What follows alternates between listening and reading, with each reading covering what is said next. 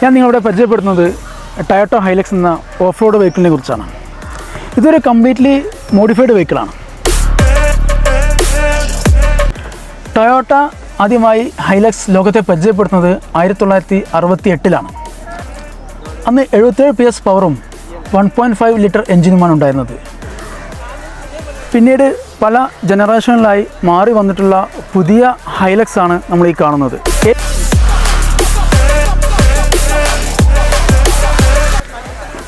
ഇന്ത്യയിൽ അവതരിപ്പിച്ചിട്ടുള്ള ഈ 8th generation model 500 Nm ടോർക്കും 204 PS പവറും ഉള്ള 2.8 ലിറ്റർ എഞ്ചിനാണ് വരുന്നത്.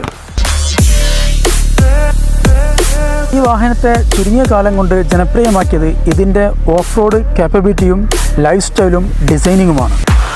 ഈ വാഹനത്തിൻ്റെ ക്വാളിറ്റിയും പെർഫോമൻസും കാലങ്ങളായി തെളിയിച്ചുകൊണ്ടിരിക്കുന്നതാണ്.